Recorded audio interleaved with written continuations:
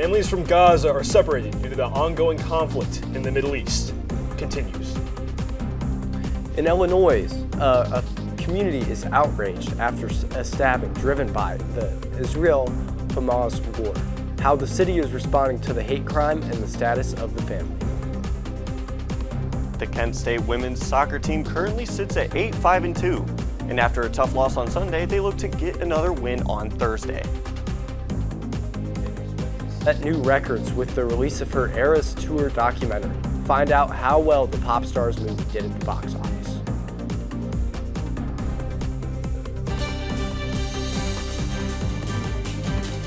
This is TV2 News.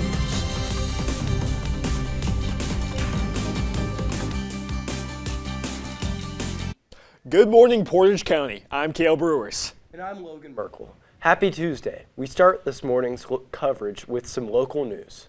Emilio Hernandez is here to tell us more. Emilio? Thanks, guys. The first story we have today features a community cookout in Ravenna. Brightview's Kent Addiction Treatment Center is hosting with Medmark and Community Medical Services a community cookout and resource fair at Ravenna City Park, 165 Oakwood Street, today from 4 to 6 p.m. Some highlights of the celebration include more than 30 Brightview community partners who help others achieve lasting sobriety. These community partners make important contributions to the fight against substance abuse. Former East Community Learning Center principal Tyrone Finley is suing the school district in both county and federal court after he was fired for striking a student. In the federal case, Finley requests damages of $1 million or more. In the county case, he did not request a certain dollar amount. Finley was acquitted of criminal charges related to the same incident, but the administrative case against him looked at whether he violated the school district policies. An Amber Alert for a 5-year-old boy in Akron has been canceled. It was around 4 p.m. Sunday when a 29-year-old woman brought her son to Akron for an arranged visit with the child's father. The man, identified as 31-year-old Sean Eckel, allegedly threw punches toward the woman after the visit, grabbed the child from the car, and fled to a nearby laundry room. The Amber Alert was activated shortly before 11 p.m. Later, officers surrounded his hiding place. He shortly released the child unharmed. That's all we have for today, folks. For more, go to kentwire.com. Reporting for TV2 News, I'm Emilio Hernandez. Have a great day.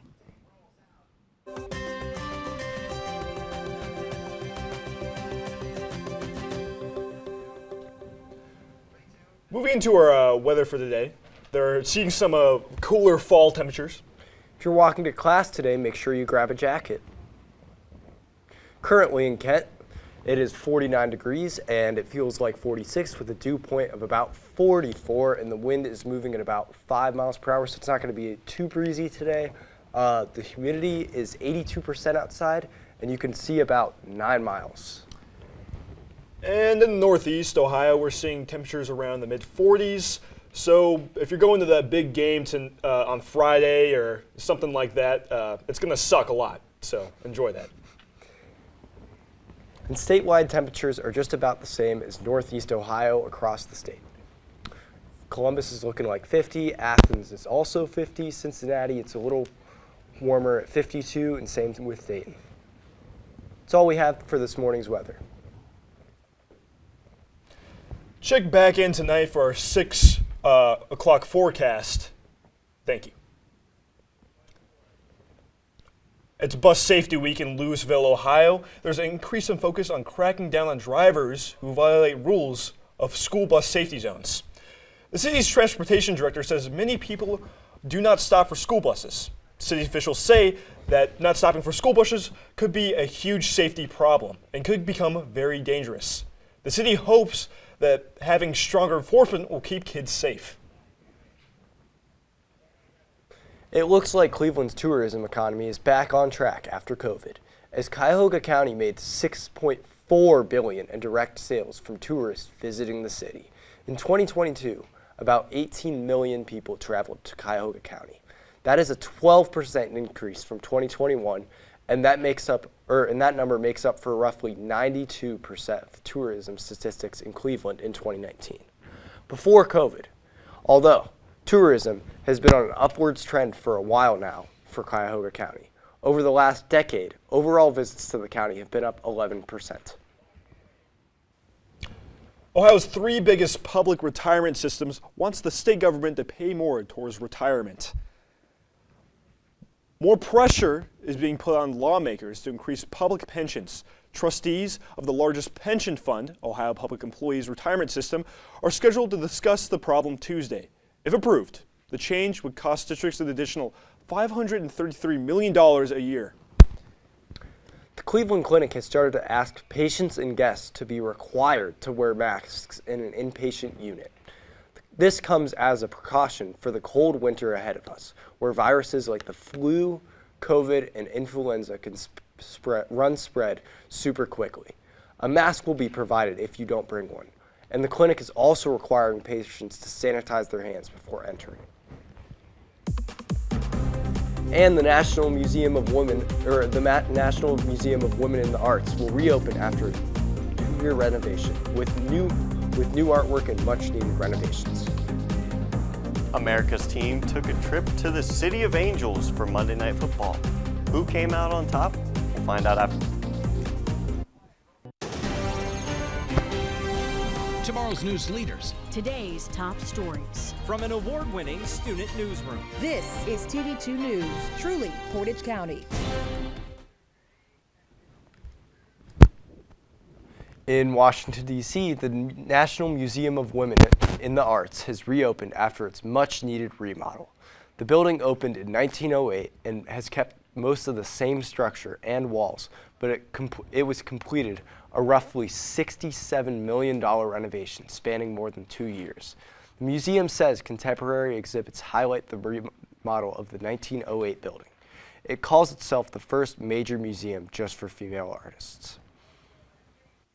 Some travelers are considering driving instead of flying to their destination.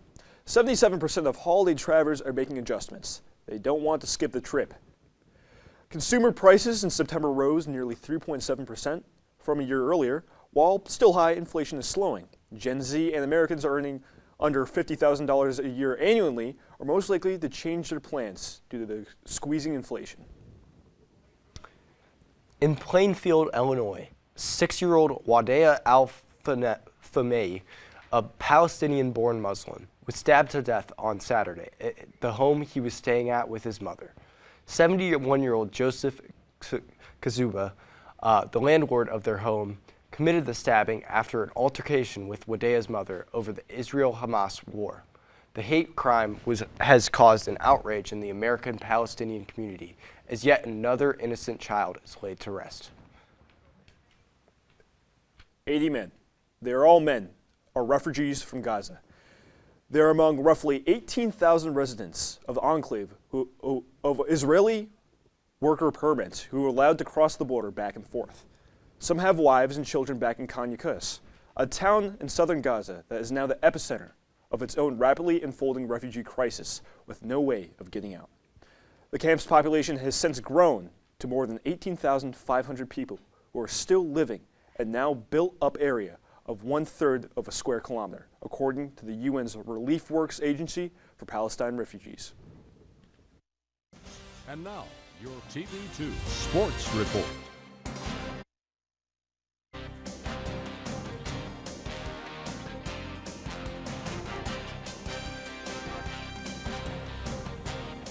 What's going on, Portage County? The Dallas Cowboys took on the Los Angeles Chargers to cap off Week 6 of the NFL season. Both teams needed a bounce-back win, but who got it? Let's take a look.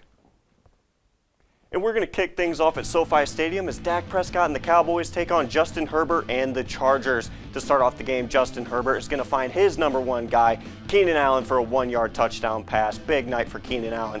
Now, we're going to see a flashback of Mississippi State Dakota Prescott. He's making his cameo appearance as he runs the ball in for about 20 yards. And again with Dak Prescott, his second touchdown of the day is going to go to Brandon Cooks, his first receiving touchdown. And let's take another look at that. Big play from Brandon Cooks.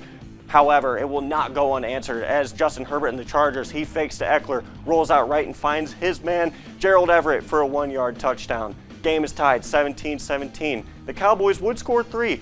Would Herbert answer? The answer is no. Pass is intercepted by former Defensive Player of the Year, Stephon Gilmore. He shows he's still got it as he leads the Cowboys to another win. They advance to 4-2 with a final of 20-17. And moving from the NFL, we are going to take a look at the Golden Flashes women's soccer team. They take on the Western Michigan Broncos at Dick Stadium on Thursday at 7. They look to rebound after 1-2 loss against Northern Illinois on Sunday and get back into the win column. Western Michigan is still unbeaten in conference play, so a win for the Flashes would be huge for the team as we close in on the MAC tournament. And that's all I have on the field this morning, but be sure to tune into the newscast tonight at 6 as we will have more news from the baseball diamond. I've been Anthony Leonardi, TV2 Sports. While Tuesdays are typically reserved for tacos, this week's all about celebrating another food, pasta.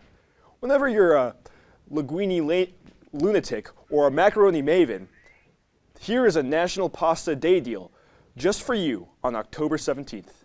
From Carbonara's Italian Grill to Olive Garden to Noodles Company and Fazoli's, restaurant chains across the nation are offering delicious deals on pasta dishes. In Hollywood, Taylor Swift's new Eras Tour film is a blockbuster. The film has brought in $95 million in the first week, as well as receiving the highest ever rating on Rotten Tomatoes, a 100%. The film captures Taylor's 2023 stadium tour, with cinematic angles and a behind-the-scenes look at the life of Taylor Swift. Thank you, Kent State and Portage County, for watching. Follow us on Instagram, Facebook, and X, formerly known as Twitter, at Kent Wired. Tune back at 6 p.m. tonight for more coverage. I'm Cale Breuers. And I'm Logan Merkle. Have a great day, Portage County. This is Portage County's TV2, broadcasting from the campus of Kent State University. Streaming online at kentwired.com.